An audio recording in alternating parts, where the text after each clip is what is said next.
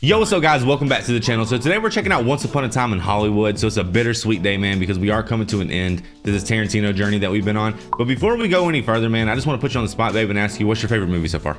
I was gonna say at the beginning, like, if you right now when you put me on the spot, Kill Bill 1 or 2, but looking back on things, Jackie Brown and Hateful Eight are like my two that I'm always thinking about, always quoting, the music, things like that. Yeah, man, I think my favorite so far has definitely been the Hateful Eight. There was something so solace about the winter storm that they were all trapped in, the blizzard, and we have one more opportunity to overtake that #1 spot for me. Inglourious Basterds was off the chain too. Yeah, like really I could say something great about every single one. I think, honestly. Yeah, even Death Proof, like, believe it or not. They've just been really fun. He's definitely unique in the sense that he doesn't do too much in his movies. He gives you a whole lot of storytelling, but he doesn't take you all over the place. He keeps his prop sets pretty tight. And I really like that because he really gets the most out of the characters and their banter and their acting. But today we're checking out a movie that centers around Charles Manson. If you don't know who Charles Manson is, and I don't really know why you're watching this reaction. But we brushed up a little bit. Yeah, I mean, there's some things that I always knew about Charles Manson, but there's some information I didn't know. Like, I didn't know that he sexually assaulted someone at 18 by knife point. Like, stuff like that's just wild to hear. I mean, I knew he had a really troubled past. So the whole idea behind Charles Manson, just to recap, is Charles Manson basically, he started a cult, but he also had like musical aspirations, and there was someone who owned a record label or was a music producer that eventually turned him down. And he held a grudge against this person. And the story goes, he started a cult so that way he could bring on what he believed to be Helter Skelter, which is a song performed by the Beatles, correct? He was supposed to incite like a racial war, like the to bring on the apocalypse. Too, yeah. The story goes that he sent everyone to the house to kill the music producer who burned them, and then it ended up being Sharon Tate's house. But what's weird about that is it's very obvious to anyone who's looked into it that the guy who was the owner of the record label, he knew Charles Manson significantly more than he let on in court. They had a deeper relationship than that. And after the murders, he went and visited him several times. It doesn't really make sense to me how someone like Charles Manson could be as high profile as he was for as long as he was and be allowed to be let out so many times. He did so many horrendous things, and that leads to a lot of other conspiracy theories about maybe he was a part of like MK Ultra. Some of the guards said the reason they kept letting him out is because someone higher up was like demanding it. I don't really know much about it, man. I've never really dove into it, so I don't really want to push anything that's not necessarily true, but that's where you guys come in, man. Let us know. A lot of you guys know so much about this character. If there's any information that we're gonna need to rewatch this movie, because we always rewatch these movies eventually, man. We put them on before we go to sleep, and eventually I'll probably rewatch it because Tarantino's been so much fun. Yeah. Give us all the facts so I can watch it with a fresh new set of eyes. And the only other thing I can really think of is I just don't understand. Like I said, I don't understand why he was let out so many times.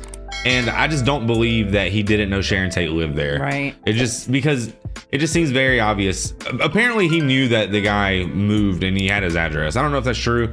A guy wrote a book about it, had a lot to say. He spent 20 years studying the case, but he was trying to write a book, so he could have been indulging the information. And they could go one way, books. Sometimes. Yeah, 100%. It's just one guy's perspective. So I think the interesting thing about the Charles Manson case is it was really hard to charge him because he technically wasn't the person doing the murders. He was convincing others to do the murders, which makes it hard because, most time when you get convicted of a murder, it's normally because you're the one doing it. Right. Well, it reminds me of that case of that girl who convinced her boyfriend to off himself. Yeah. Yes. With the gas in the car. Right. Over a long period of time. She was like, just do it already and stuff. Yeah. Another thing that was super interesting to me, man, was the fact that Sharon Tate's husband, he was a film director, right? Film director. Kind of like Harvey Weinstein, man. That guy had him some.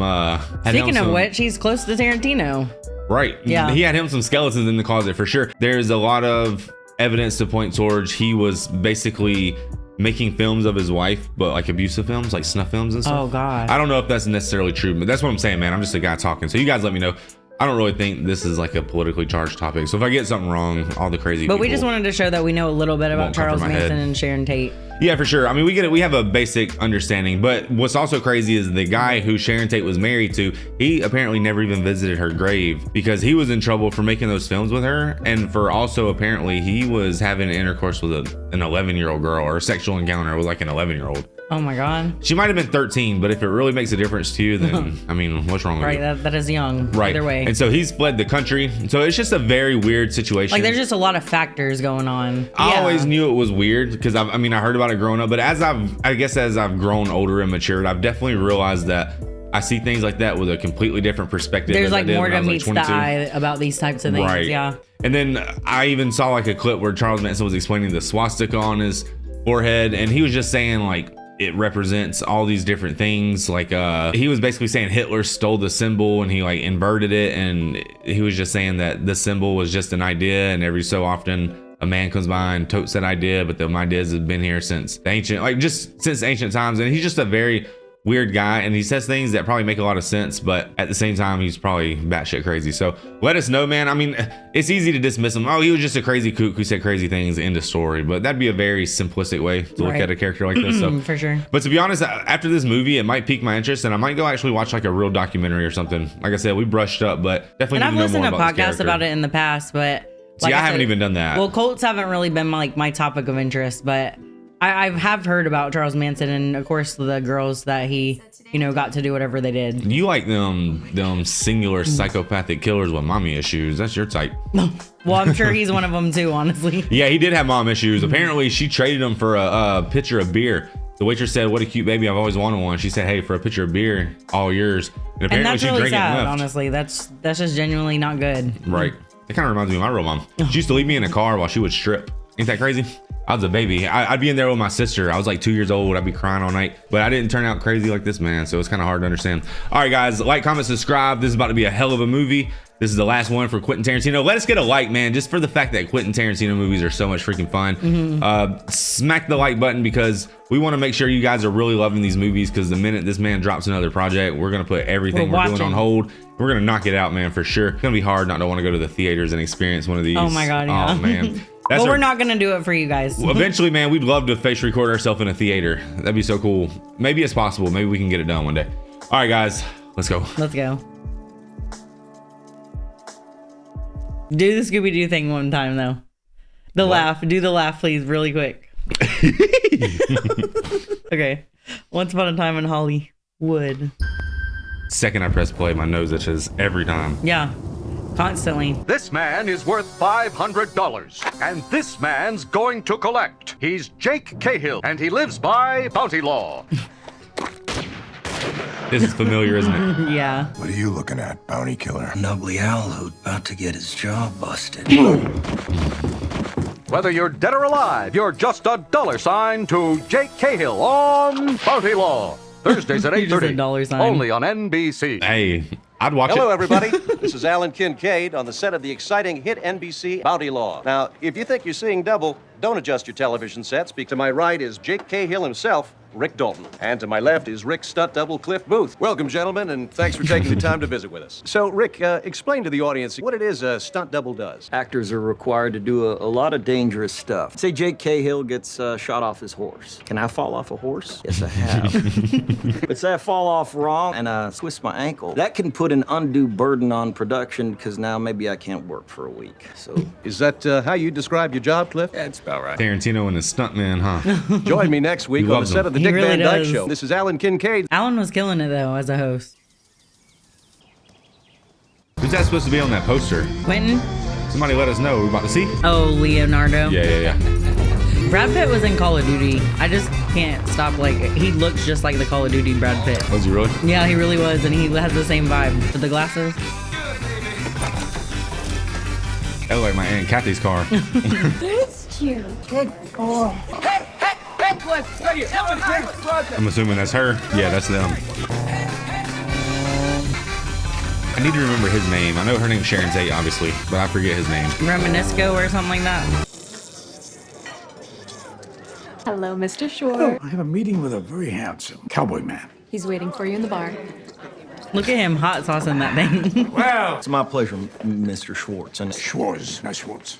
it's my pleasure, Mr. Schwartz. Call me Mom. But that's the best part is Call the me celery. Rick. Rick?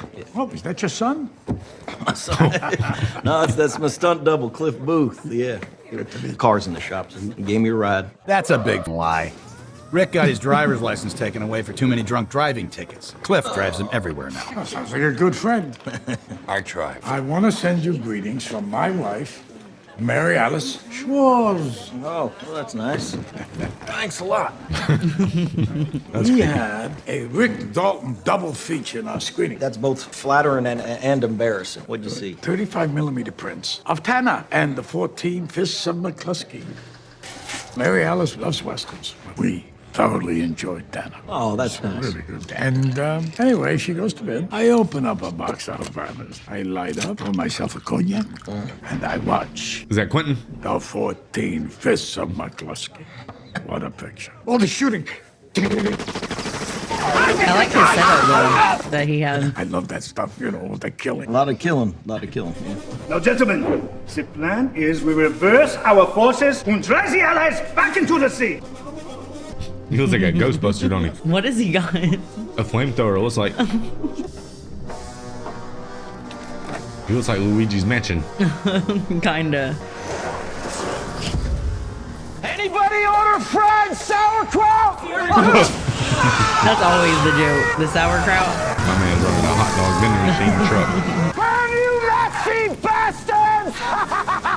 That's funny because that was Brad Pitt's kind of like part, wasn't it? Yeah. That was what he was acting like. That's one shit crazy weapon you do not want to be on the wrong side of. I practiced with that dragon 3 hours a day for 2 weeks. Crispin the Nazis there! All right, that's too hot. It's a flamethrower. Yeah. Because he's an actor, you know? So I came to the office early today, and I watched 2 episodes of Bounty Law on a 16mm.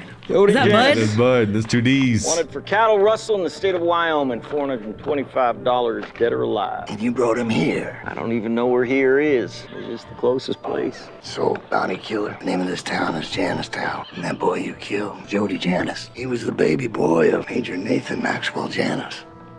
What? Who's Major Nathan Maxwell Janis? I'll be sure and introduce you when he gets here. What? Like, what was that? That was intense, is what that was. You wasn't quick enough for old Leo. Bounty Law, starring Rick Dalton. Then a couple of the jokers over in Archival sent over a kinescope of a little treat featuring you. There's an old piano and they play it hot behind the... I can't even read that. But they let me in so I can find out what's... That's how I be dancing before we're about to watch some Tarantino, y'all. That is. I'll be like, So, synchronized you've and been everything. doing guest shots on episodic TV shows the last couple of years. Yeah, I'm doing a pilot for CBS right now. It's called Lancer. Got an FBI. You always play the bad guy. Yeah. And you lose in the fight. Yeah, of course. I'm the heavy. Oh, So he always gets that's killed an old off? trick No. pulled by the networks. He's You like take Wreck-It Bingo Ralph. Martin, for example. So you got a new guy like Scott Brown. You want to build up his bona fide, so you hire a guy from a canceled show to play the heavy. Then at the end of the show, when they fight, it's hero besting heavy. Sounds like What the the UFC. audience sees is Bingo Martin whipping Jake Cahill's ass. Next week, it's Bob Conrad kicking your ass. It's going to have a psychological effect on how the audience perceives you. Right. Who's gonna kick the shit out of you next week? The man from Uncle? How about Batman and Robin? Ping, pow, zoom. Down goes you, down goes your career as a leading man. Or do you go to Rome and star in westerns? So he's borderline washed up. he has potential to be. There's one actor that refuses to lose a fight. I think it's The Rock. The Rock refuses to lose. I don't think it's The Rock, but it could be. Let me know. That's the first time I ever heard about that, though. Some guys have an ego with that, for sure. Really? Yeah. Like, there's some actors who absolutely refuse to get beat up on a camera. All right, what's the matter, partner? What did that guy tell you? Told me the goddamn truth is what he told me. Oh, is he crying? Whoa, whoa. Hey, I'm sorry about that. I'm sorry about that. here, put these on. Now, what's got you so upset, man? Well, coming face to face with the failures that is your career ain't worth crying about. Right, that guy in there turned you down? Help me get into Italian movies. Italian. Well, what's the That's from problem? Inglourious Bastards. Italian goddamn movies, that's a problem. Nobody remembers the band anyway, huh? So he's his stunt double, but he's like his buddy. Hey, let's go. Yeah. Take him home, Cliff. Come on. Seems like he doesn't have it all together. Were they in the trash? So it's okay if I call him trashy, right? They're dumpster diving?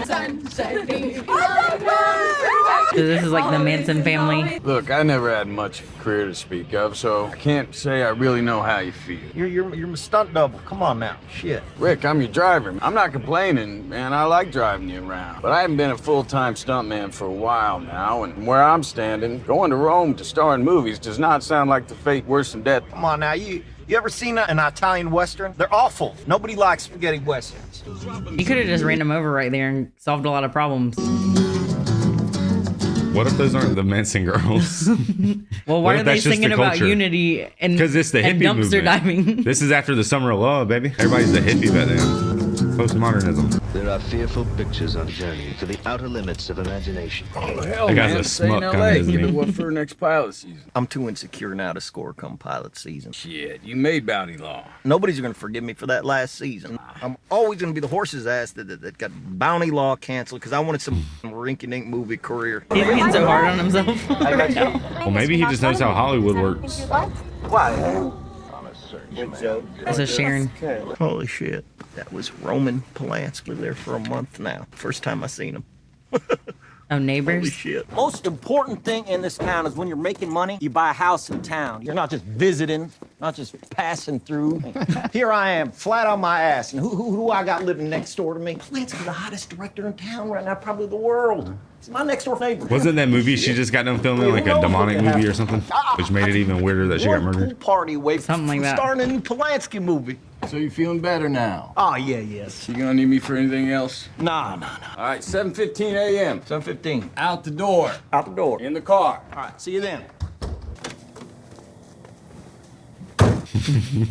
He hopped into the shitter, didn't he? I don't want to say it.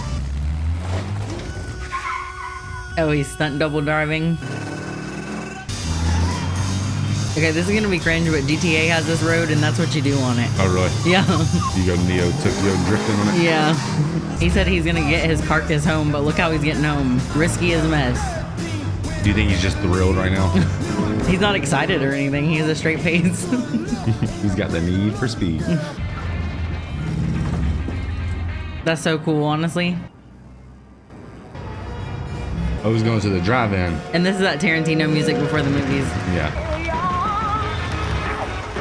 Oh, he's trying to watch for free. Oh, that's where he lives, apparently. It's not a bad pad. I like it. It's just kind of random, right? It looks kind of fun to me. Wait till you see what I got for you. Look what I got. What you got? Man. A bone?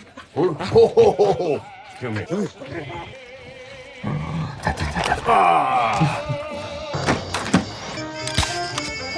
So being a stunt double doesn't pay very well, huh? Well, I mean, unless he owns all that land.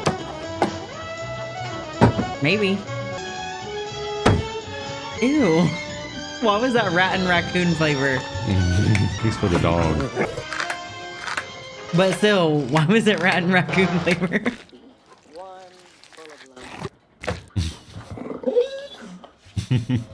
He said, Is that what a the wine? heck? What did I tell you about whining? You whine, you don't eat. I will throw this shit in the trash. I don't want to, but I will. You understand? All right. He said, yeah.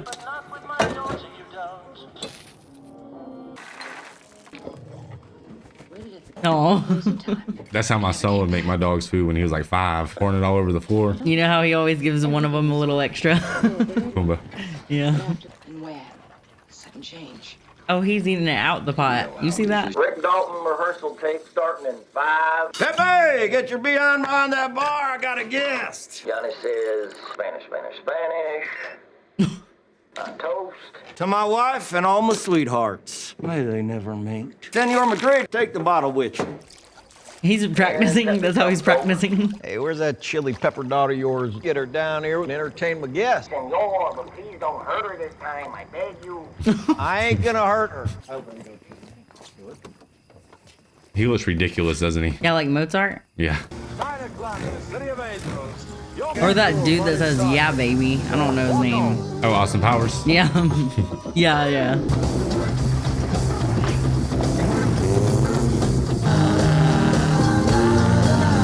They're living too carefree down here. Whose house is that? There you go. Yeah. Hugh Hefner's house. I hear it's got tunnels under it, but I don't know if it's true. You think it was his house at the time? Yeah. In 69? Yeah. How are you doing, baby? Hey, how are you? Not bad. It looks like the hippie mansion. She has so much energy. She's all coked up. It's really cute out there, though, with the lights and stuff. Boy, one of them about to bust her butt. I'm gonna tell you a story. She was engaged to him, then she flew to the UK to make a film with him and broke off her engagement with him and married him. Then they moved to Los Angeles, and the three of them have been inseparable. Really? That's weird, right? Yeah. What's up? Jay loves Sharon, that's what's up. And he knows, as sure as God made little green apples, that one of these days that Polish prick's gonna f things up. And when he does, Jay's gonna be there. He looks like a little Tarantino. Sharon absolutely has a type. Cute, short, talented guys who look like 12-year-old boys. Yeah, I never stood a chance. Well, who is he? I don't know. What's that little robe? Dr. Saperstein. So basically, so far in the movie, Sharon Tate's got drama. She's still in that party phase. Lots of relationship things going on, and then these dudes are just making movies. They just happen to be neighbors, I guess. They're just trying to be. They're just trying to be somebody. TV antenna last night while I pissed fart around the wardrobe. You mind going home and fixing it? I can. You talk to the stunt gaffer about me today. That way I know if I'm working this week or not. Yeah, I've been meaning to tell you, the guy who gaffs this, best friend was Brandy, gaffer from the Green Hornet, so there really ain't no point. All right, well, if you don't need me for anything else, I'll pick you up a wrap. I don't need you. Not today. Go home, fix my antenna, do whatever. See you at wrap. Hey! You're Rick Dalton. Don't you forget it. Well, he kind of has to support him because that's how he works too. Yeah, he needs to protect his investment. Hey, buddy, I'm Rick Dalton. You know where I'm supposed to go? I think they're waiting for you in the makeup trailer. Where's the makeup trailer? Straight back the way you came. Hard right. Rick Dalton, Sam Wanamaker. Hey, Sam. Sorry about the wet hand. Oh, don't worry about it. I'm used to it with you. I just want you to know I'm the one who cast you, and I could not be more delighted that you're doing Well, it. thank you, Sam. I appreciate it. That's a good part. Yeah, it is. Now, you met Tonya, makeup and hair. Hi. This is Rebecca, who does costumes. Hi. Now, I want a whole new look for Caleb. I don't want this Western costume, though. I want a zeitgeist flair to the costume. Oh, God, it's gonna be Nothing sparkly. anachronistic, especially when it comes to you, Caleb. First off, I want to give him a mustache. A big, droopy, Zabata-like mustache. Now, about his jacket, I want to give him a hippie jacket. Something he could wear into the London fog tonight and Oh, he hates like hippies. Yeah. We got a custard jacket, fringes all down the arm. That sounds cool though. Now, Rick, about your hair. What about my hair? Something more hippie-ish. You want me to look like a hippie? Less hippie, more Hell's Angel. You got me covered up in all this junk. How's the audience gonna know it's me? I hope they don't. Uh-oh. I don't want them to see Jake Cahill. I want them to see Caleb. I hired you to be an actor, Rick, not a TV cowboy. You're better than that. So he basically just makes cameos of him, like, you know. Well, he plays one character the same way. Well, there's a lot of actors who play one character, you know? Yeah. But they want to hippify him because that's the culture right now. That's how But he's like, not down with it. Yeah. He knows in 20 years they're going to look back and think he looks ridiculous.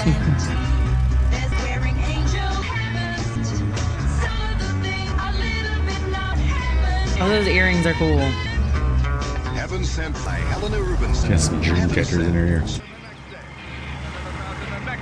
So he's just like an assistant to that guy because he's gonna go work on his house while he's gone. Yeah, basically. You know how in the winter my dad makes him chop firewood? Yeah. Same thing. Oh, since he doesn't have like a stunt job, he's just doing some assistant work. Because he's the stunt guy, so he just parkours up there. That man's in his 40s doing that. It's impressive. He said it's hot up here. I gotta pull my stunt mans out. She's just happy. He's either happy or on a lot of drugs. Maybe that was the vibe back then. You just dance and you're just like, People think we're over happy sometimes. yeah. I've been meaning to tell you, the guy who gaffs this, best friend was Brandy. Kurt. Hey, Randy. Well, That's the real stunt man. so you still with Rick? Still here. You in there? Yeah, just knock. Just put him in the wardrobe, all right? And what's it gonna hurt? Then if you need him, you got him, all right? I gotta have a conversation with that wardrobe assistant, and man, she's a bitch. I just don't. Please. Look, Brandy, I'm asking you to help me out, man. If the answer's no, not no with excuses. This ain't a Andy McLaughlin picture, you know. And I can't afford to hire a bunch of guys. I got a 4-man team here, Rick. If I need more than that, I gotta get it approved. Your dudes were a better match for me, I'd say. Oh, got me, but that's not the case, and you know it. He's a great match for me. Yeah, no. Hey, you could do anything you want to him. Shit, throw him off a building, right? Light him on fire, hit him with a Lincoln, right? Get creative, do whatever you want. Yeah. I don't dig him, and I don't dig the vibe he brings on a set. What? The dude killed his wife. Ooh. You don't believe that old shit, do you? Yes, Rick, I do. And I work with my wife, and she believes it. She doesn't want his creepy ass around. Damn. You know, this is probably the It's the aviators. weather on the shittiest boat with the shittiest person. Natalie, my sister, said he's a loser. He's a loser. They all said it. I've been up here by myself for 4 hours on this shithole of a boat. Yeah. Oh, so he did it That reminds me of Jackie Brown. with Mel. Yeah, Okay, let's get you over to wardrobe. he convinced them. Now, I'll put you in wardrobe. If you don't stunt, I don't pay. Appreciate the opportunity, Randy. I won't let you down. I didn't realize their My first wife, interaction Janet, was so right? awkward. Yeah. Looking back, Yeah. that was kind of weird, huh? Yeah. Now, I admire Cassius Clay, I do. Bruce Lee. What I admire, when Cassius Clay meets Sonny Liston in the ring, that's not two athletes posturing. That's combat. That's beyond wide world of sports, you know? That's what I admire. Is this part of the In movie? martial arts tournaments, they won't let you fight like that. It's very frustrating. You stand in front of a guy and you just want to let him have it. But you can't. Joe Louis, the colored boxer, not that white kickboxing asshole. They do what they need to do to win. They Who is he unleash talking about, as y'all? much punishment as they have to defeat the other guy. But in martial arts tournaments, I kill people. Well, if you fought Cassius Clay, who would win? Well, that would never happen. But if you did, what do you think would happen? I'd make him a cripple. Hey, you, what's your name? My name's Cliff. I'm Rick Dalton's stunt double. Stuntman. Yeah. Did I say something funny? Yeah, you kind of did. What's so funny? I don't want any trouble. I'm just here to do a job. You're laughing at what I'm saying, but I'm not saying anything funny. So what do you think is so funny? Why is he pressing What I him like think this? is, you're a little man with a big mouth and a big chip, and I think you should be embarrassed to suggest you be anything more than a stain on the seat of Cassius Clay's trunks. My hands are registered as lethal weapons. That means we get into a fight, I accidentally kill you, I go to jail. Well, the same with him. Anybody accidentally kills anybody in a fight, they go to jail. It's called manslaughter. And I think all that lethal weapon horse shit is just an excuse so you dancers never have to get in a real fight. How about a friendly contest? No punching in the face. 2 out of 3. Who puts who on the ground first? Nobody tries to hurt nobody. That sounds hurtful. That's a great idea, Kato. It sounds like one of those YouTube shorts. You think you can take me down for $100? He had a wig on. He just took his wig off. He just put it on. He was calling him out for being fake. You know, Bruce, that guy's kind of famous. That guy? For what? Killed his wife and got away with it. That guy? That guy. So that's what he's really known for. Yeah. And that's why it's awkward to have him on set. Nobody cares about the actor he stunts for. Yeah. He's ready. Not bad, Kato. Try that again.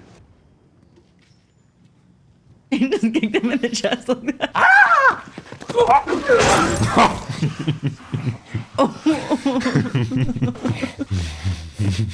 Whose car was that?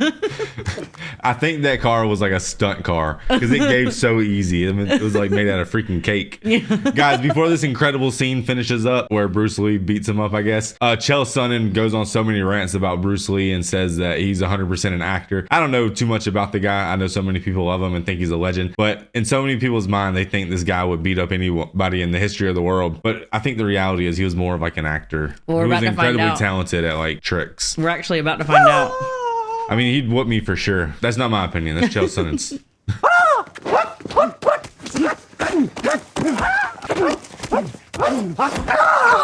Hey. What is going on here? Six Horse Judy. Yeah. Jackass, this is our series lead. You're right, Janet. I'm sorry about that. Hey, what's up, babe? What's up, That's his wife. Randy? Your loser asshole wife-killing buddy boy here was beating the shit out of Bruce.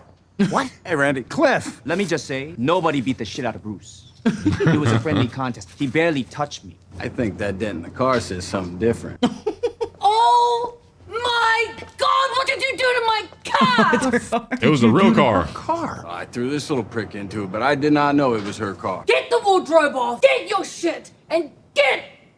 Janet! What? I will handle this. Then handle it, Randy. Cliff, get the wardrobe off and get off the lot. Oh, so that's what would have happened? That's why you just said fair enough. So that's insane. He didn't really beat up Bruce Lee. That was his little delusion. That was a Tarantino moment right there, wasn't it? That's one of the best moments in all of his movies. But maybe it was like what you said about Bruce Lee, the acting thing and the fighting thing. It was just like a little. Well, I don't know anything about him. That's just what like people who actually fought for a living say. But some of them absolutely praise him, and some of them say he was just an actor. So I don't know. There's your boy right there. What's the matter? Are you afraid I'll tell Jim Morrison you were dancing to Paula Revere and the Raiders? Are they not cool enough for you? It's their Shaggy, asshole. Hello, can I help you? Oh, yeah, hey, man. I'm looking for Terry. I'm a friend of Terry's and Dennis Wilson's. Well, Terry and Candy don't live here anymore. This is the Polanski residence now. Really? Dang. You know where? Who is it, Jay? It's okay, honey. It's a friend of Terry's. We'll just take the back path. Thank you kindly. So that was Charles. Ma'am? And he was asking for the address of the film guy. Right. But yeah, I don't know if in real life if he actually came to their house like that or not. I have no idea. It seems like he was just setting an alibi. Yeah. Where's the bad guy saloon? You just go straight to the western town, take a right and a left, and you see it right there. Thanks, honey. That's the look they went for. Yeah. He looks more like a homeless cowboy, not really a hippie. He looks like he would be on Red Dead, for real. Like a drunk, a moonshiner. Mm-hmm. That's a cool set, though. Mm-hmm. Hello. Hello. Would it bother you if I sat next to you and read my book, too? I don't know. Would you bother me? I'll try not to. Sit. Should have said, hell no, this is a one-horse town. That's not reading a book. Sorry about that. You don't eat lunch? I've got a scene after lunch. Eating lunch before I do a scene makes me sluggish. I believe it's the job of an actor, and I say actor, not actress, because the word actress is nonsensical. It's the actor's job to avoid impediments to their performance. It's the actor's job to strive for 100% effectiveness. Naturally, we never succeed, but it's the pursuit. Damn, they got her trained up, huh? I know. Who are you? You can call me Marabella. Marabella what? Marabella Lancer. That's her actor's name. I mean, actor What's your name. real name? When we're on set, I prefer to only be referred to by my character's name. It helps me invest in the reality of the story. I've tried both RDJ, ways, right? and I'm always just a tiny bit better when I don't break character. And if I can be a tiny bit better, I want to be. You're the bad guy, Caleb Dekatu. Thought it was pronounced Caleb Dakota. I'm pretty sure it's Dekatu. Dekatu. What book are you reading? What are you reading? It's a biography on Walt Disney. He's a genius, you know. I mean, a once in every 50 or 100 years kind of genius. What are you, 12? I'm 8. What are you reading? Just a Western. Is it good? Pretty good. What's the story? I haven't finished it yet. I didn't ask for the whole story. It's about this guy who's a Bronco buster. Story of his life. The guy's name is Tom Breezy, but everyone always calls him Easy Breezy. He could break any horse that you could throw at him. Back then, he just had a way. Now he's into his late 30s and he takes a bad fall and messes up his hip. He's not crippled or anything like that, but he's got spine problems he never had before, and he spends So he's relating to more of this. his days in pain than he ever did before. This sounds like a good novel. Where are you in it? About midway. What's happening to Easy Breezy now? He's not the best anymore. In fact, far from it. He's coming to terms with what it's like to be slightly more useless. He's like, he turned into a damn hippie. Slightly more useless each day. Oh. He's crying in front He's of a just child. relating to that so hard in that book. Just walk away, little girl. No, don't hug him. It's okay, Caleb. It's okay. Sounds like a really sad book. Poor Easy Breezy. I'm practically crying and I haven't even read it. About 15 years you'll be living it. What? Nothing, pumpkin puss. I'm just teasing you. You know something? That was a suspicious name to call her, wasn't it? Yeah. Might be right about this book. It's a Hollywood name. I think it hits harder than I gave it credit for. I don't like names like Pumpkin Puss, but since you're upset, we'll talk about that some other time. He's like, you better come correct when you come to me. Yeah, boy. hold his ass accountable, little girl. Are you having fun so far? Yeah, do you think they'll ever interact with each other? I don't know. Or is it just gonna tell the two separate stories, you know? I feel like everything's gonna come to a head at the end of the movie and it's just gonna go down. And then something's gonna just be destroyed. Yeah, you know how it goes. She's just pushing through the town, ain't she? I'm only going as far as Westwood Village. Hey, beggars can't be choosers. Come on in. Dang, she just picks up hitchhikers. She's like, girl power. I'll be scared to get act. Thank you so much. Well, good luck on your adventure. Oh, she's so nice. Yeah, her name's on it. So since she wasn't like the main one, maybe she's like a newer actress right now. Right. And she met the guy who's a movie director on a movie set and they fell in love, right? But it was not a very popular movie or something. Yeah, well, she was apparently married to someone else for that guy. Right. I never heard that before. Hello. I'm here to pick up the first edition of Thomas Hardy's Test of the D'Urbervilles. It's under Polanski. Yeah, you're talking books there, kid. Oh, I know. Rick Dalton? You bet. Jim Stacy, this is my show. Welcome aboard. We're real glad to have a pro like you playing the heavy on the pilot. And I gotta tell you, I came damn close to being in the 14th Fist of McCluskey. No kidding. Yeah. Hold on, babe. Wait a second. Did he have a hat on a minute ago? Yeah, that was weird, right? Was it true you almost got the McQueen part in The Great Escape? Hills, isn't it? 17 escape attempts. 18. Never had an audition. Never had a meeting. I almost got the part. The story goes, for a brief moment, in that brief moment, I was on the list of 4. We have other plans. I haven't seen Berlin yet from the ground or from there, and I plan on doing both before the war's over. You and who? Me and 3 Georges. Which 3 Georges? Papard, Maharis, and Chikaris. Oh, man. Yeah. That's gotta hurt. Yeah, well, I didn't get it. McQueen did it. See, I don't know if any of these shows are real. Never You know had a what I mean? That's the only part I'm kind of lost on. 10 days isolation hills. Captain Hill. 20 days. What? It's hard to know if that was real or not. Right. She thinks she's going to be Angelina Jolie one day, don't she? 75 cents. What if I'm in the movie? What do you mean? I'm Sharon Tate. You're in this? Mm-hmm. The Klutz. That's me. But that's the girl from Valley of the Dolls. Well, that's me. Really? Really? Okay, 75 cents Ruben, still. Right? Come out here.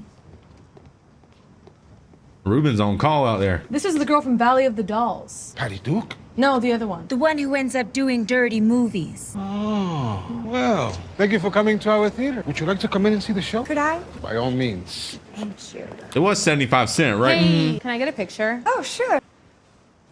You know, why don't you stand over by the poster so people will know who you are? Okay. Could you? Aw. I just wouldn't have mentioned Would you it. like some refreshments? Oh, I'm fine. Thank Enjoy you. the Just show. wanted a little credit. That's all. Maybe it was like her first one not under her like husband or something, so she's proud of it. She's just proud of it because she's an up and coming. Because that's what she was when she passed away, right? An up and comer. They got Joe Namath in there. You know who that is? No. Yeah, he played for the Jets. He guaranteed they'd win that Super Bowl. A nice boy like you get involved with a group like the Rejected by the daughters of... Mr. Helm. Yeah. She is a klutz, ain't she? That was her. Would you mind getting off my camera? Oh, I'm sorry. Welcome to Denmark. The toes. Dirty toes up. Oh, so she just had a proud moment. Is that how you read that? Yeah. He's parking the horse. What if you backed it in? It's far enough, Jughead. Name's not Jughead. What you doing around here, boy? I'm thirsty. That's a saloon, ain't it? Oh, yeah. Only you can't come in. Mr. Gilbert, don't let me stop you from earning your money. A chicken wing? I mean, know chicken how leg. bold- Mr. Gilbert, if I was you, I'd find out that Jughead's name. Allow me to introduce the two of you. This here is Bob Gilbert. The businessman. That's right. Business Bob Gilbert. Who might he be, Caleb? Well, that's a fellow by the name of Madrid. Johnny Madrid. Who's Johnny Madrid? Oh, you better know, I guess. He ain't from round here. No, really. Who is he, Caleb? Well, you're about to find out.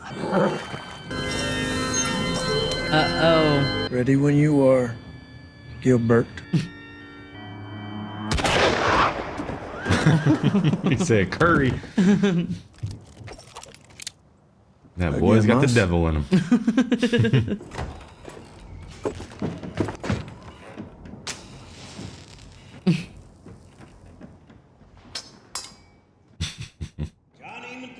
How long's it been? Since that time in Juarez, about 3 years ago. Come on in and have a drink.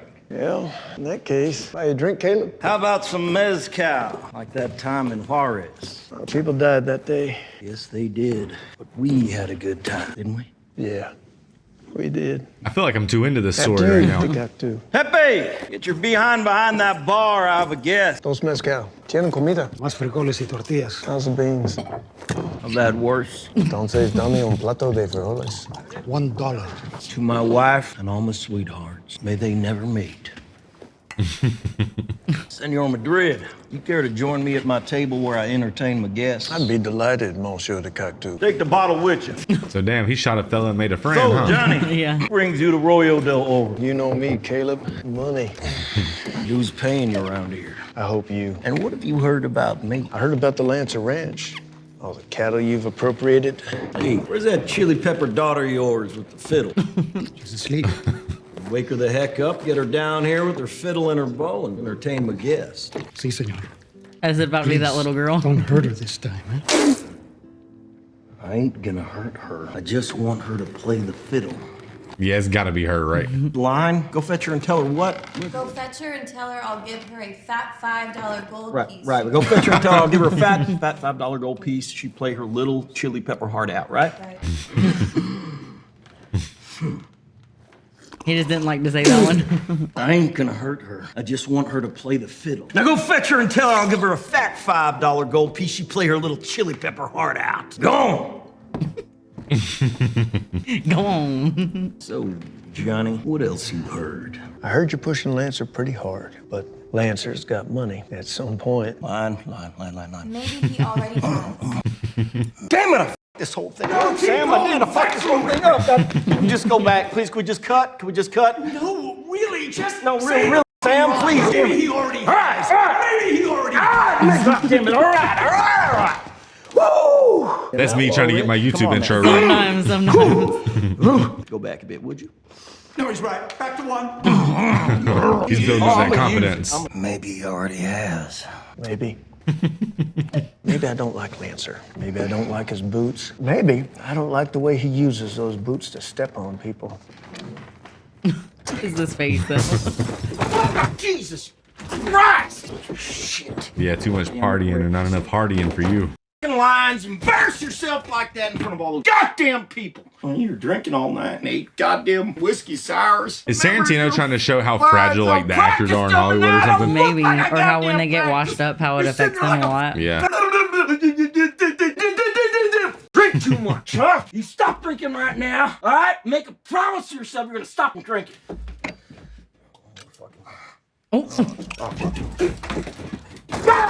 He threw it outside. You're gonna show that goddamn Jim Stacy who Rick Dalton is. He sounds like a NASCAR driver, Rick Dalton. These lines are right. I'm gonna blow your brains out tonight. Dang. She's all whimsical about her roles, and he's over there. Hey, whiskey Howard. Well, he's realized the reality. And she's new to it. Yeah.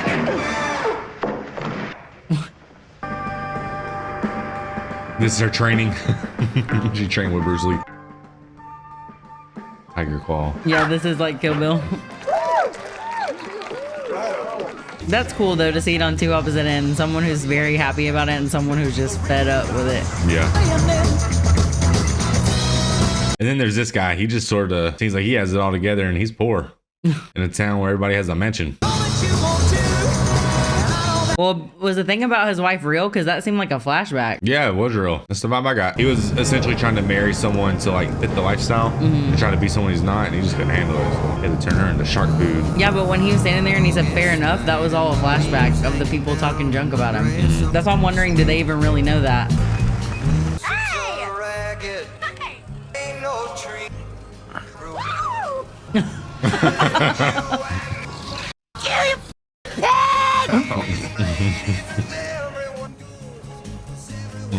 She was like legal trouble. Hello, hot stuff. Looks like third time's a charm. How are those pickles? Real good.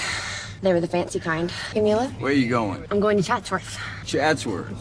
You hitch up and down Burbank Boulevard all day till someone says they'll drive you to Chatsworth? Tourists love to drive me.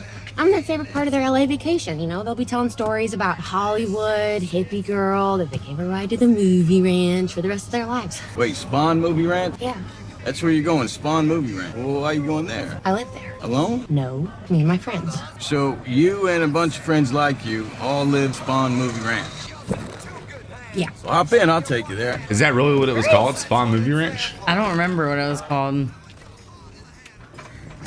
I mean, I'm assuming that's right. You want to go down here and get on the Hollywood freeway? I know where it is. Are you some old cowboy guy that used to make movies there? Whoa.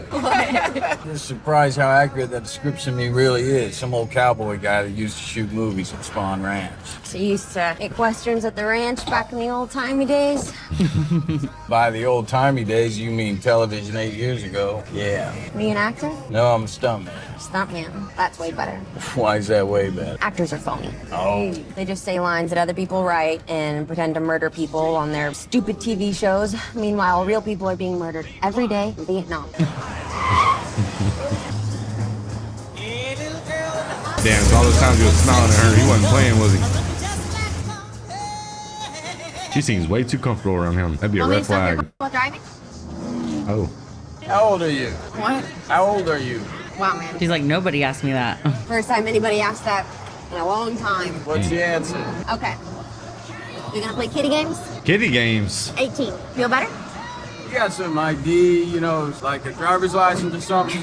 Are you joking? No, I'm not. I need to see something official that verifies that you're 18, which you don't have. Man, not to put my opinions out there, babe, but I feel like, bro, if you're like in your 40s and a girl's like, I'm 18 and you're okay with that, that's weird as hell. That's still a child. That's like right out of high school. That's insane. Talk about a breakdown bummer, dude. That's you. Yeah. Obviously, I'm not too young to you. Look at her armpits. Obviously, you are too old. Me. What I'm too old to do is go to jail for poontang. Prison tried to get me all my life. Ain't got me yet. Day it does, it won't be because of you. No offense. You all right, honey? Oh, he's back. Be right out. I like his character right now. I rode with the British cavalry in India. You got this. He's got that confidence back on him.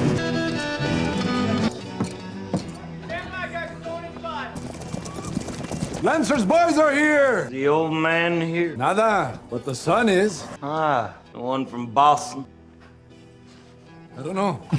You from Boston? Yes. It's the Boston one. Keep the others outside. The brother come in. Is he the same guy from the Hateful Eight? I think so. Come on in, boss. See, honey, I told you they'd come to parlay. You all right, honey? Oh, she's just fine. Ain't you, Shorty? I'm fine, Scott. They haven't hurt you? Not yet, I ain't. But that can all change like that. Say, how'd you get that limp? In the war. Which side? I rode with the British cavalry in India. What'd they call that outfit? Bengal Lancers. That's not so funny. Don't you get it? Bengal Lancer? Oh, yeah, that is kind of funny. It is. So you do know kidnapping is a hanging offense. Blowing the heads off little girls. They can only hang me once, right? So, are we gonna talk price? How much? $50,000 would buy me a whole lot of chicken mole in Mexico. It's a lot of money. Well, she's a lot of little girl. Or don't you agree? I agree. So what's next? And one detail I'm gonna fill you in on right now is this. I want the old man himself, Murdoch Lancer, puts $50,000 in my lap, or I'll aim this little pitcher down a well. You got that, Boston? Huh? Leonardo makes a really good psychopath, don't he? Yeah. Give me evil, sexy Hamlet. Settle into it. Enjoy it. And cut! Oh, boy. I didn't hurt you there, Maribel, with that throw, did I? No. I'm good. I got pads on. And I always throw myself on the floor, just for fun, even when I'm not getting paid. Aw, poor girl. Rick, your idea about throwing the little girl on the ground, that just worked like a charm. I figured you said Shakespeare. Yeah, well, that's right. And that's what I mean by scare me. Yeah. Evil Hamlet scares people, okay? All right. That was the best acting I've ever seen in my whole life. This has got to be a fantasy, right? Yeah. Maybe it was real. It's hard to tell on this Maybe one, he stopped drinking for like one day. And he turned it all around. That's a car. That's a strange car. Snake, go see who's outside. I ain't for sure yet. It's a bitch in yellow Coupe de Ville. That's not Charles right there, is it? Or is that the guy? You know how they had a guy in the clip? Yeah, Tex. You about to get caught up in here. What if he joins the cult? I just don't get the vibe. Come on. Mm-mm. This looks like run down. He don't think much of it though, because he comes from the same type of place. Hey, where's Where's Gypsy? She's down by the chop shop. Damn, they got a chop shop. Some old-looking dude in a Hawaiian shirt who just gave Pussycat a ride home. You just give her a lift? Nope. She's bringing him down the ranch to meet everybody. Stay by the door. Tell me if he starts coming this way. Welcome to our community. Thanks for having me. And thank you for giving our precious pussy a ride home. I really wanted Cliff to meet Charlie. I think Charlie's really gonna dig you. Angel, hold Well, maybe next time. So how's it all comparing to your glory days? Things have changed. I used to ride horses every day back in Tennessee. Is that right? Every day? Every week. That's the Hill House girl. So, my name is Lulu. This is Tex. Hey, Tex. So, Pussycat brought back some guy with her, and Gypsy wants you to go give him a look-see. Yeah, sure thing. See, they're like recruiting or something. Yeah, they're because trying to why do they recruit care what each other think? She said, well, if he's crazy enough to pick me up. He might join.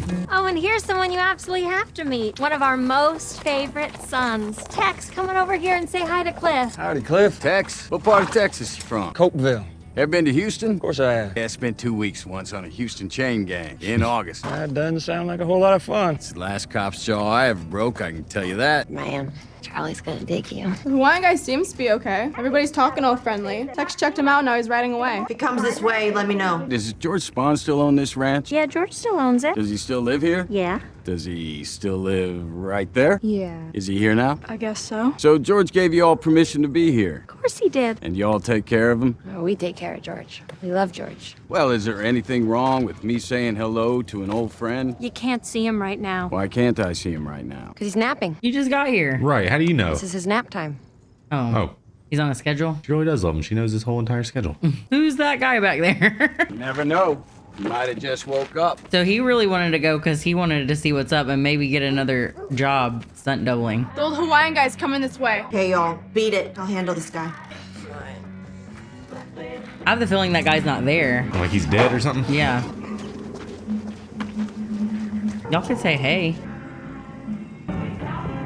Man, I'd already be gone. Look how many people are just staring at you. I know. And they're like, you can tell they're whispering about him. You the mama bear? Oh, that's Can I Dakota help? Fanning. I hope so. I'm an old friend of George's. Thought I'd stop and say hello. That's very nice of you, but unfortunately you picked the wrong time. George is taking a nap right now. Oh, that is unfortunate. Yes, it is. What's your name? Cliff Booth. How do you know George? I used to shoot westerns here at the ranch. When was the last time you saw George? 8 years ago. Sorry, I didn't realize the two of you were so close.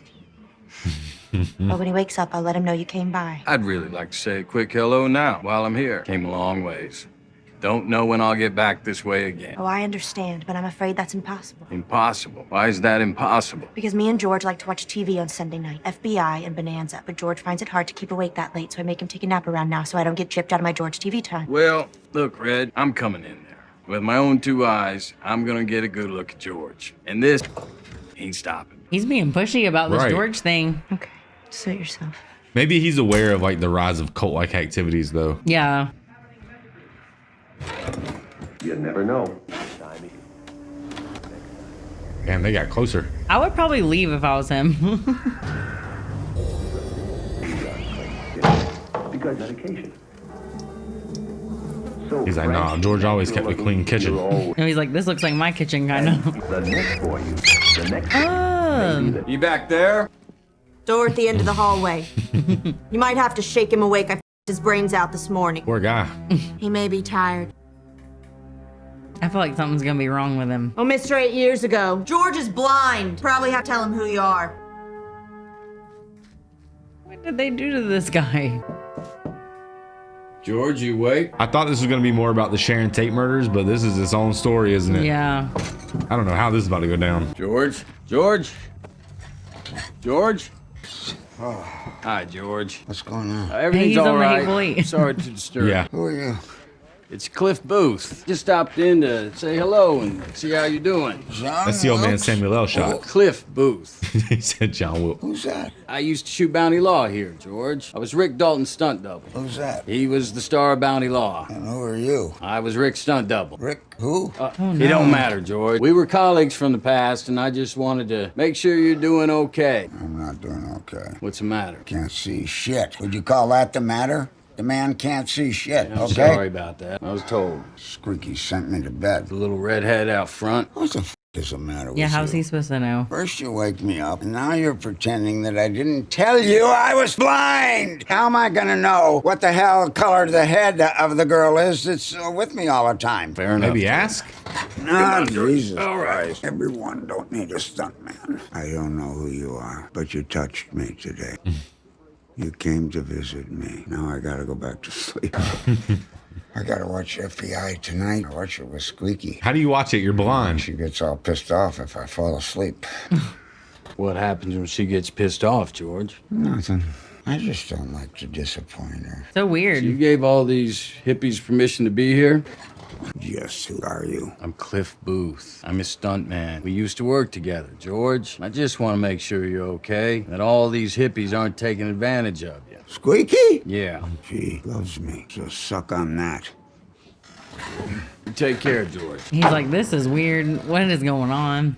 He's like, I guess George is doing all right. I guess I'll leave him alone.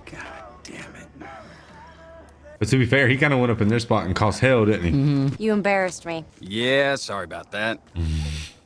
How'd your little talk with George go? Are we kidnapping him? Not the word I'd use. Well, now that you've talked to him, do you believe everything's all right? Not exactly. This was a mistake. You should leave. Way ahead of you. George isn't blind! You're the blind one!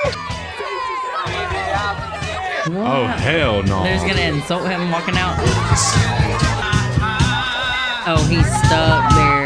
You better take that knife Yeah, out. you better pull that knife out. I'd be like, no problem, walking home then. You do that? You know, that's not my car. That's my boss's car. And if something were to happen to my boss's car, well, I'd get in trouble. I don't think he cares. Lucky for you, he's got a spare. That guy's cool as a cucumber, ain't he? Yeah, because I would be mad at that guy. Yeah, I'd be whooping Tarzan's butt. Fix Yeah, it. I'd be swinging on somebody. You.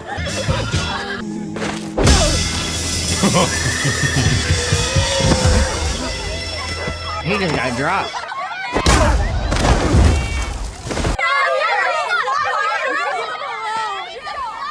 Every time two dudes fight, the women come out of nowhere screaming. He said, he's a flower man. Come one step closer and I will knock his teeth out. Fix it. Can I at least get a rag to wipe my face first? Nope. Tire first. Sundance. Get on a horse, go get Tex, and get his ass down here. Okay. Man, what's Tex gonna do? I think he was like one of the ones that would do the dirty work.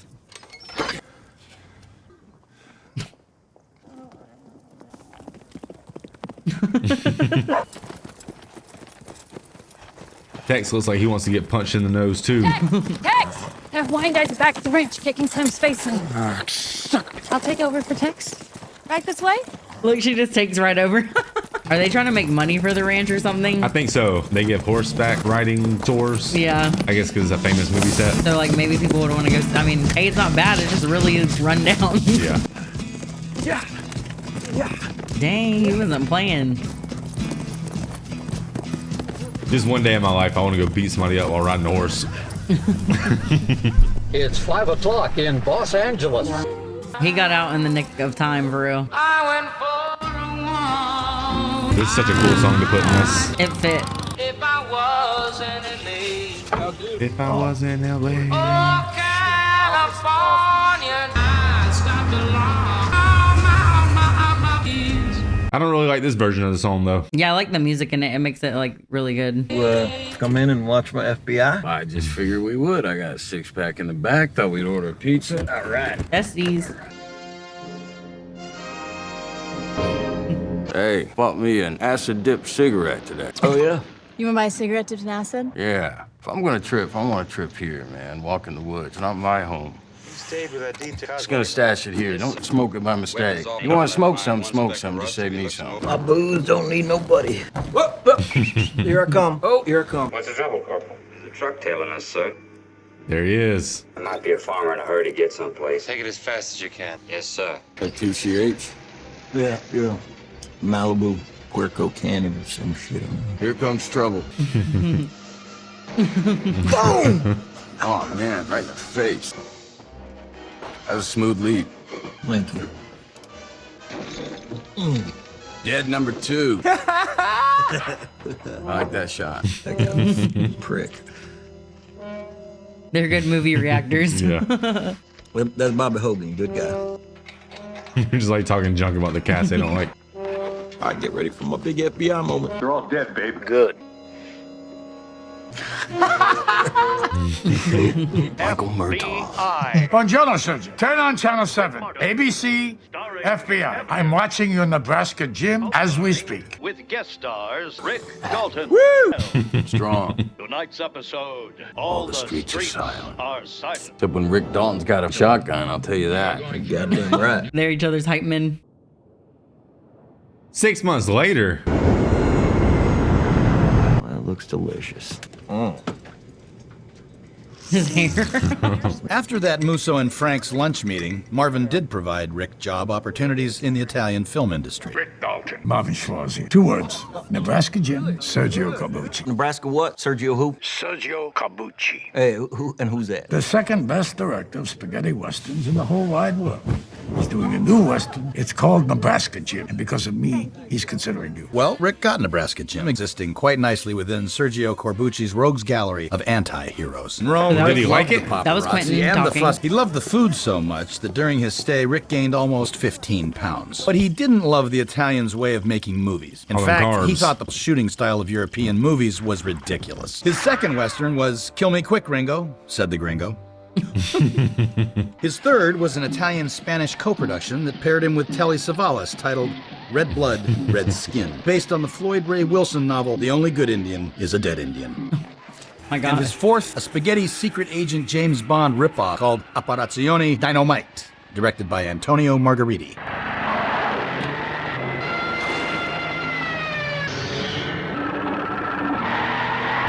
They're gonna have to jump it. Please do slow motion. That was Stop Cliff. motion. It was Cliff right there. Ultimately making Rick's 6-month Italian sojourn fairly profitable, although his Roman apartment ate up a big chunk of his earnings. So as Rick returns to Hollywood, he has 4 new movies under his belt, some money in his pocket, and his brand spanking new Italian wife, starlet Francesca Capucci. So he went overseas and Hurtling through the made a air couple towards dollars a real new quick. life and got uncertain married. future. Rick was really not sure about what lay ahead for him. He's playing 90 Day Fiancé. Yeah. Way back in Coach, Cliff Booth returned to Los Angeles as well. He kept Rick company during his entire 6-month stay in Italy. However, as the 2 men return home, they've come to an understanding. With the new wife, I can't afford you anymore, Cliff. Damn. Hopefully I score come next pilot season. It's a good plan. Yeah. That's sad. When this whole European journey is over, I think we've reached the end of the trail, Cliff. He took that news so chill, didn't he? Yeah. But he takes So every these news last show. 4 Italian flicks, after 9 years together, would be Rick and Cliff's final rodeo. Tonight, Rick and Cliff will have a good old-fashioned drunk. Once the plane touches down, and it'll be the end of an era for both of them. Is he in first class while he's got him in coach? Yeah. When he's somebody can't afford him. He looks so different since he went to Italy or whatever. He's got some style, don't he? Wearing a handkerchief. Damn, she's got golden shoes. Hello. Hey, it's Joanna and the baby. Oh, she's pregnant. Oh no, that's not good. Yeah, I think she was 9.5 or 8.5 months. Yeah. She died. Thank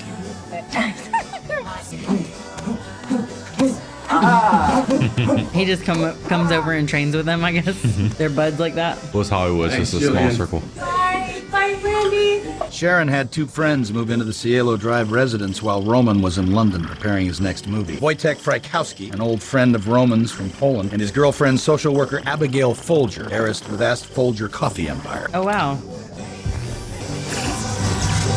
That's so old school and cute. That Taco Bell. Is this the night everything goes down? It feels like it, doesn't feels it? like that, yeah. Seemed like the That night, lights Sharon, came on her at 2 night house so the freaks guests, are and coming out. naturally Jay, all went to the West Hollywood Mexican restaurant landmark El Coyote on Beverly for dinner. What's going on at the Dirty Movie Place? Well, they're having a premiere. Dirty movies have premieres? Yeah, they're fun. Maybe only in L.A. While closer to 8:30, Rick and Cliff went to the Valley Mexican restaurant Casa Vega. That's a nice one too, though. Hey, Rick, how you doing? How the wife doing? Just kidding.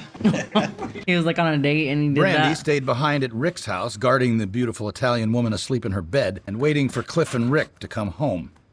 Well, at El Coyote, margaritas and good times were had by all, except Sharon. Sharon was experiencing a touch of pregnancy-induced melancholy. Not only that, it was later reported that it was the hottest night of the year. So this must be the night if they're reporting it. Done. Rick and Cliff drank so much they left the Cadillac there and took a cab home. Around 10, Sharon and her friends left El Coyote and arrived back at her house. The four of them hung out a little while longer, with Abigail even playing the piano for them. There's some pleasant friends. Baby, are you holding? You know what I mean? Until she returned to her room, smoked a joint, and read a book. That was around 11. What is she using? At more or less the same time, Wojtek laid on the couch watching American television and thought about how much better it was than Polish television as he smoked a big joint. It was after 11:45, the yellow cab dropped Rick and Cliff in front of the house. So they're about to get themselves involved with these murders, unlike real life. Or something. Because I don't remember no Randy was Rick. glad to see them return. No Cliff and Rick. Oh. Around What the midnight, hell? a The ice. completely drunk Rick Dalton started making Probably a get it up. blender of frozen margaritas. All right, we're walking. At the same time, Cliff was attaching a leash to an excited Brandy's dog collar.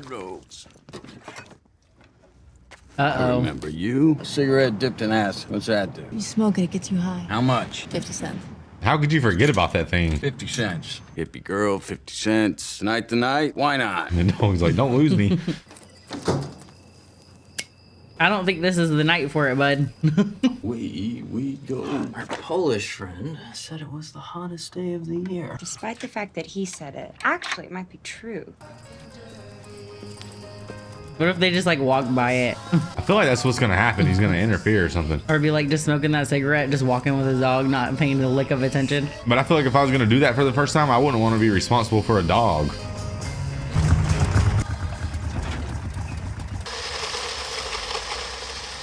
I hope they don't get him, dude. Like they pull up at the wrong house. Yes, they chop his ass up. And that's their version of telling the story differently because they already realized it was the wrong spot. Private road property taxes up the butt. Bunch of goddamn hippies. Don't run up on them. Hey, you! Yeah, asshole! I'm talking to you! The hell do you think you're doing bringing that noisy hunk of shit around here at midnight? Oh, he's about to get shot. This is a private road, all right? Who are you? And who are you here to see, huh? Nobody, sir. We just got lost and a little turned around. Oh, horse shit. Hippies came up here to smoke dope on a dark road, huh? Look, we're really sorry we disturbed you. Look, Chief, you don't belong here. Now take this mechanical asshole and get it off my f***ing street! Damn. Not the blender. That man's in a silky robe. Hey, Dennis Hopper! Move this piece of shit! All right, well, just give me a moment to turn it around. Well, drive it backwards. Drive it now. Okay, stop yelling. Hell are you looking at, you little ginger hair? Hey, come around here again. I'm gonna call the cops. Dang, don't go on his road. Not even by accident. He said, "You let them start coming in here. Property taxes are gonna plummet." Everybody's awake. Look. Is that Robin? Yeah, What it did looks Charlie like it. say? He said, go to Terry's old house and kill everybody in there. Now, he either said that or I'm a liar. What the hell? Hold it. Was that Rick Dalton? Who? The guy from Bounty Law. Jake Cahill? Yeah. Wait a minute, that was Jake Cahill that just yelled at me? He was older. When I was a kid, I had a Bounty Law lunchbox. Dig this. Been expanding on this one idea in my head. If you grew up watching TV, that means you grew up watching murder. Every show on TV was about murder. My idea is we kill the people who taught us to kill. Wasn't she on Scream? The people an entire generation. I don't know. She grew looks up similar, watching but I'm kill not sure if people it's live her. here, and they live in picture luxury. I say we cut their up and make them eat it. And she acted like that. Great idea, Sadie. You two ready to kill some piggies? Oh my gosh. Wait a minute. Sorry, I forgot my knife in the car. Can I go back and get it? Yeah, sure. Okay. So she plays one character too. That's so funny, yeah. You'll need keys to get in. Just anxious. Oh, right. Thank you. Okay, I'll be right back. For those of you who don't know, which is probably nobody, but that's Uma Thurman's daughter. And we love her on Stranger Things. She's great. Oh, that bitch! Calm down. She said, gotta go. Well, we do what we came to do. And when we're done, we split up and hitch home. Any more questions? Okay, pig killers, let's kill some piggies. Oh, someone's hungry. It's feeding time. Randy, couch. I feel like they're behind that couch. And They're don't not you there. How do you know? I thought they were going to Sharon Tate's. They live right beside each other. I thought they shared like a driveway almost. Train has left the station. Bad idea.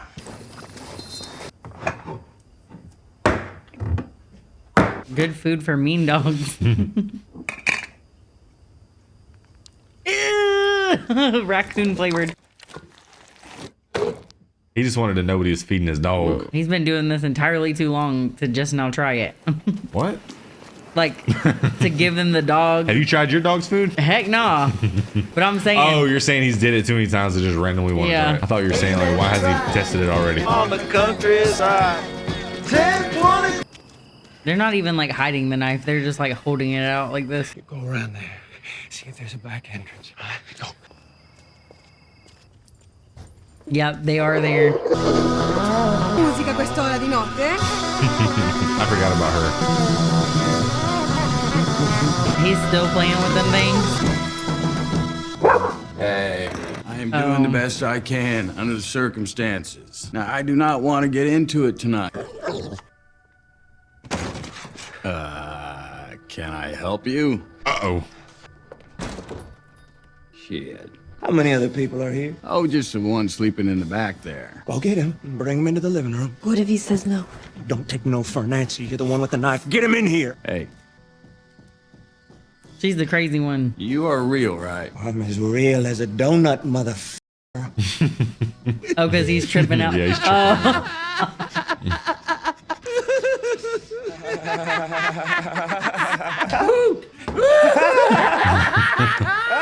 Go to the living. What is going on, huh? Go! What's that? I don't know. Francesca. Is he crying? Yeah. Oh, I know you. I know all three of you. Yeah, Spawn Ranch. Spawn Ranch. Yeah. Woo! I don't know your name, but I remember that hair. I remember your white little face. And you were on a horsey.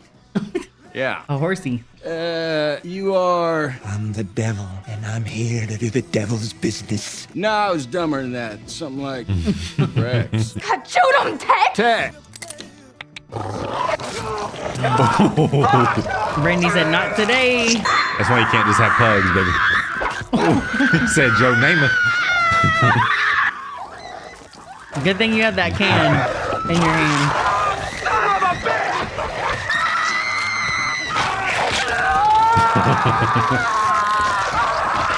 This girl's like, I did not move over to the States for this. Americans are crazy, crazy.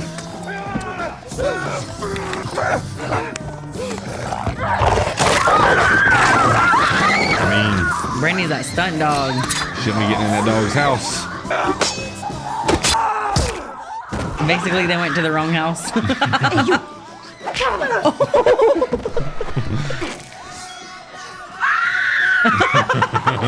jump. So they're not going to get Sharon Tate because they went to the wrong house first. Yeah. They get tackled, girl.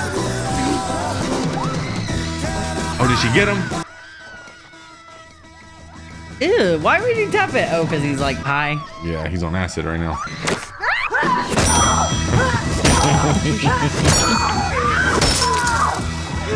And that guy's just out there in the pool jamming. He's like, all right. You can live with us. Yeah, you're hired again. We can't let you go. Oh my god. Did he shoot him? No, I think he passed out. What the f? Jesus Christ! Uh-oh. He's gonna fall in that pool, I bet. Yup.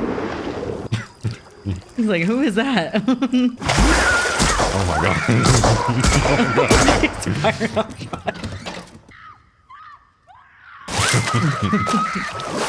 Oh my god.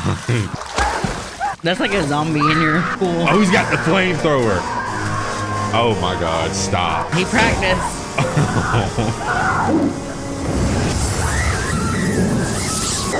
All she has to do is shoot it, though, and it explodes. If I was her, I'd just hit under the water. He needs to stop, drop, and swim.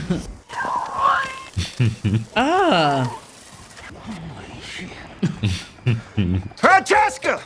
Francesca! Hopefully the stuntman's okay. Yeah, I mean, he basically saved the day. Him and Brandy.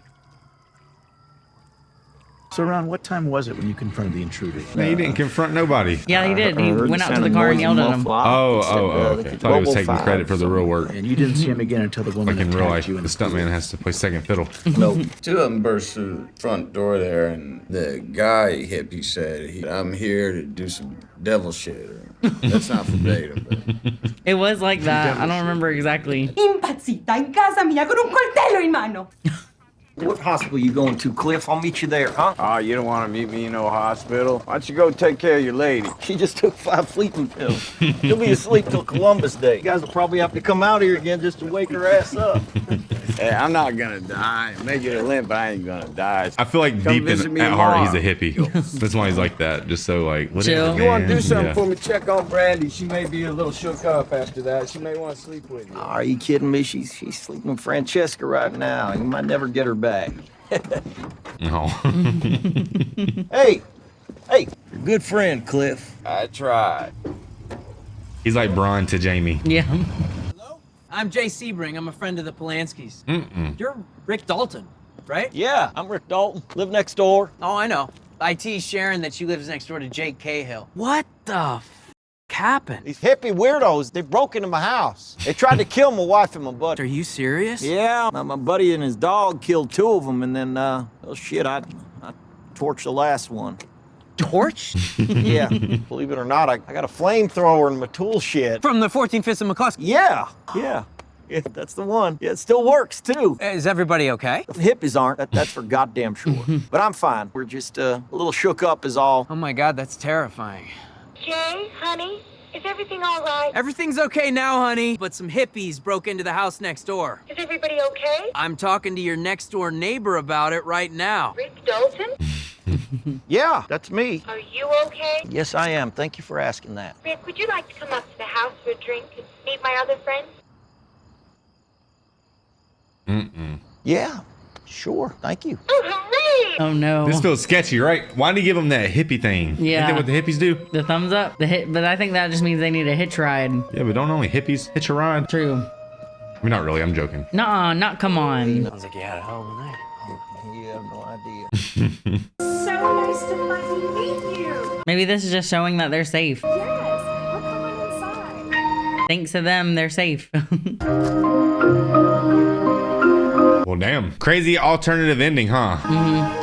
What's Upon a Time in Hollywood? Is there any answers? No, I think it's just like bloopers. Hi, this is Rick Dalton, better known as Bounty Hunter Jake Cahill, speaking on behalf of Red Apple Cigarettes. Of course. So it does commercials too, huh? More flavor, less throat burn. That's the Red Apple way. All right, this cigarette tastes like shit. And by the way, who chose this photo, all right? I have a double chin, all right? Nobody notices that crap? That's funny. All right, guys, that was Once Upon a Time in Hollywood, babe. What did you think about that movie? I thought it was unique. I thought that it was cool for the time frame, like the 60s. It gave a good 60s vibe. And it was also unique to see different people's point of views in Hollywood at the time. Right. I really liked the movie because it was self-aware in a sense. So Quentin Tarantino made fun of a lot of actors in this. So it kind of seemed like a stand-in for the idea that a lot of these Hollywood actors are really petulant and they're really hard to work with. And I think that the movie was trying to make fun of that. And it was basically trying to point out like the immaturity maybe of Hollywood or something. But I thought it was a phenomenal movie. I thought it was a lot of fun. It was a lot less to do with the Sharon Tate murders, to be honest. And it was a lot less to do with Charles They just Manson happened than to I like thought it would be. coincide, I think. They basically used that blimp in history to tell a story, basically. I thought it was going to be a lot more about the killing. So that's why I really wanted to like brush up on the stuff before we went into it. But I really didn't need to know much. Yeah. I just need to know that Sharon Tate got killed. So in a way, this was for like a pretty broad audience. You didn't have to be an expert on the subject to be able to enjoy this film at all. I mean, you just had to know that like the time she probably, you know, when we saw her pregnant, we're like, oh shoot, they're going to her house, you know? Yeah. But then it turns out they didn't. So yeah, I mean, some of those details would have been good to know for sure. But crazy movie for sure. I thought that Rick and Cliff was hilarious together. I thought Brad Pitt and Leonardo DiCaprio were really funny together. It almost seems like they're friends in real life or something. Yeah. But I loved Rick's character. I thought he was an amazing cowboy. I thought Leonardo DiCaprio was such an amazing character in Django. And he did such a good job with that role that I remember making the comment, I could really see him doing like more like Western cowboy things. and he really fits that character for sure. Yeah. I thought it was funny how he was just basically an insecure actor, basically trying to find his way. And like Mrs. October was saying in the movie, we did get to see different perspectives. Like the little girl, the stuntman, the director, kind of. We got to see Rick and Cliff. Yeah. You know, talk about the differences in like how all the characters were perceiving Hollywood. Because like it was two different worlds. Yeah. For Rick, he was stressed out and he felt like he had to earn everything he got, and he was just really scared of losing. Well, that guy, the guy, I guess his agent gave him like a Cliff? the agent. I got you. He gave him some advice, like you need to. You're the guy basically who they kill off for like a new generation to come in. So like you got to figure it out. You got to get it together, and that really got to him from that moment. He was trying to get him to go take some movies overseas, basically, because he's saying you would rather be the hero overseas than be the villain here. Yeah. I don't really know if that's true, but I guess when I look back at the movies, I guess the heroes are more relevant in a way. Like there's some really good villains out there, but I feel like if you think about it, Kurt Russell himself, he was in it. He was a villain in Guardians of the Galaxy, you know? Yeah. But he used to, actually, Kurt he's always a awesome, villain. though. He makes a really good villain. Yeah. He's probably not always a villain, but everything we've seen, he's been the villain so far. I think we've seen like 4 things and he's been the villain in it. I love how Quentin Tarantino just loves to put these situations where boys and girls just beat the hell out of each other. Yeah. We saw it in Death Proof. They beat the mess out of Kurt Russell. Yeah. They beat the dog out of him. And then in this one, they ended up beating the dog out of the girls. And then Cliff, what's his name? Cliff, the guy who's riding the horse, Tex. I have such a hard time with his name. It's just such a weird name to me. Tex. It's a really good movie, man. I thought that it was another one of those movies where it was all about the relationships and it was the slow dynamics. And it was, like I said, at the end of the day, it was more about just showing you what it's like to be a Hollywood actor from Leonardo DiCaprio's perspective. He was basically someone who was just extremely full of himself. I mean, you could tell all the symbolism. I mean, he was putting posters and pictures of himself all in his house. And that's just very odd. I mean, it's like the average person. Like, I don't really have any pictures of myself in my house. I mean, maybe like very few, just like family pictures. But I would never get like, I don't know, that'd be weird. That'd be like putting like our thumbnails on the wall or something. Like our best videos. Just a very weird thing to do. But I guess it's all about status and reputation. And even the lady, Sharon Tate, she was really feeling herself in this movie. Like she got her little screen time. She had a very minimal role. And she was really proud of it. And she was in a really positive time in her life too. Cause obviously like she seemed very happy. She was pregnant. Right. Yeah. Like things were going good for her. So it was kind of good that they went to the wrong house. But I feel like Quentin Tarantino was trying to relate to the audience that people in Hollywood really, really want attention a lot more than you would know. Cause that girl was in movies. She lives in like a really fancy spot. She lives by famous actors. Even if they're not the most famous actors in the world. In her mind, she still wanted to go tell random people who she was because she just didn't have quite enough satisfaction. Well, that might be another persona of people in Hollywood just wanting to like really be seen, wanting to be really known, wanting to be cared about. Yeah. I mean, maybe so. I thought it was really unique in this movie where they chose like for example, I'm pretty sure it was Dakota Fanning. They chose her as like someone in this who was like kind of a background character, but someone who was also like a very popular actress when she was younger. And then they portrayed that little girl too. So like all of that was also different dynamics of Hollywood too, which I felt like was unique. And Maya Hawke, for example, was a great representation there because that's Uma Thurman's daughter. Right. And that's a whole nother thing where it's like a child actor again. So I thought that was unique for them to show that like those young ladies. Yeah, I did too. I thought the best scene in this entire movie though, man, was when Cliff basically went to go check on the old director at the ranch and all those people walked up. I thought that scene was going to be a lot crazier than that. I thought they were going to surround him. That was an and start interpretation scene. Like we really have to picture what the heck's going on with that man because he didn't give us any information. And then she yelled, he's not really blind. Yeah. Yeah, we're just gonna have to watch this one again. I feel like there was so much in this movie because I was so thrown off half the time because I was really expecting more like I was expecting a lot of Charles Manson stuff. to be like creepy. We only seen him one time in the movie. Out. Yeah, I was like, I don't know, maybe he's gonna star a guest role in a part and we're gonna get annoyed by him. I don't know, but he didn't really show up that often. I don't want to forget to mention the Bruce Lee character in this movie. That guy was hilarious. Wait, was that actually Bruce Lee? God no. I don't know who Bruce Lee is. I mean, I don't know. I couldn't pick him off the streets, you know? They look similar because they were like Asian and had the same haircut, but that's about it. They're not the same character at all. Oh, okay. I don't really know as much about Bruce Lee as I should. I know he was in some movies. Honestly, I've never seen a Bruce Lee movie, so comment your favorite one below. Yeah, I'm gonna stop talking right there so I don't say nothing wrong. But yeah, let us know, man. We'll watch Bruce Lee too because he's a legend for sure. I think I've seen the thing where he's like playing ping pong with the nunchucks. You ever seen that? No.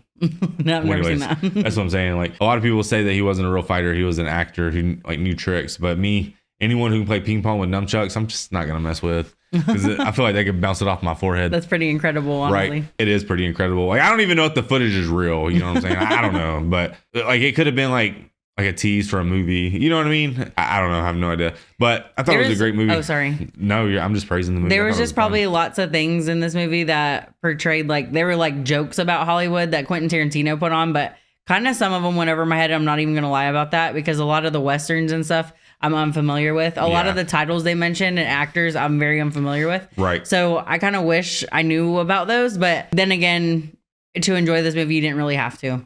Yeah. Yeah, I mean, I was sitting there wondering the whole time, is every single name that he's dropping something Like that real, I should know? yeah. It's a very simple movie. It was just the story of a man trying to make it. So I had a lot of fun, man. Like, comment, subscribe. Hit us up on Patreon if you guys want to see the full uncut reaction. This is the end of our Tarantino run, but we're going to just still do True Romance. Right, because that's not one of his movies, but he's It's involved in the just project, Tarantino right? related, yes. Right. And so anything like that, man, we want to check out. The guy who directed Planet Terror, I forget his name. Robert sorry. Rodriguez. Okay, yeah. If there's anything about that guy, please let us know, Sin because City, we're about to watch it. so many of you guys didn't watch that movie. Go check out that reaction, because I thought it was one of the most underrated. Is that your favorite quote? That boy's got the devil in him. Like when he's like, I didn't know you were El Ray, and he starts like flipping the guns, and they're just looking at him. They just watch him. They just like are just in awe about him just doing the guns real quick. Right.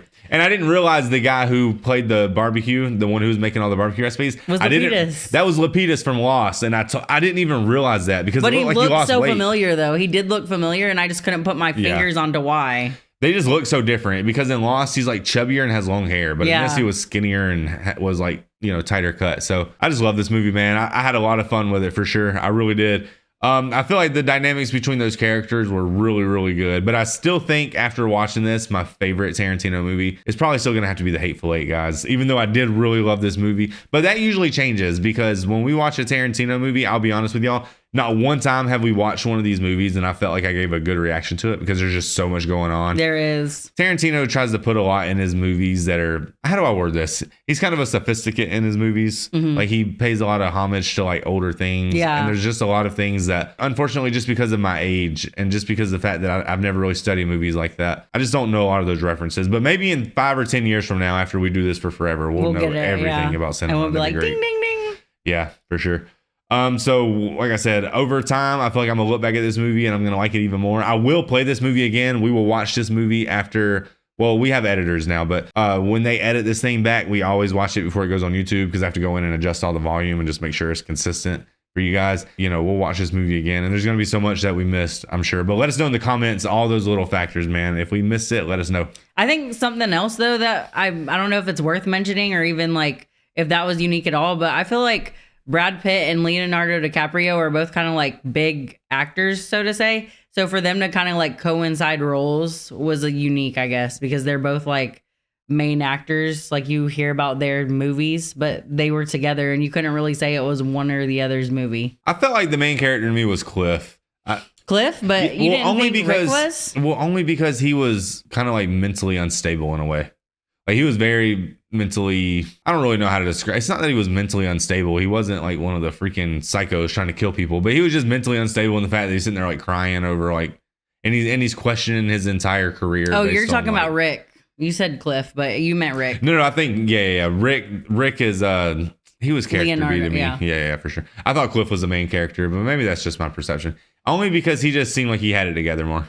Yeah. He was chill about everything. Like he had a taste of Hollywood. He was just happy to be there. He didn't need the fancy mansion, even though he did enjoy it. He would rather do drugs there. That was crazy when they were like, he kills his wife, blah, blah, blah. And then he had that flashback like of him killing his wife. And then he just looks around and goes, fair enough. And it's like, what? So that you really did that and you just admitted it, Loki? Yeah. That part was crazy. I don't feel bad for him. He should have known better marrying her. She's wild. That was fun, man. Thank you guys so much for hanging out. We'll see you on the next one.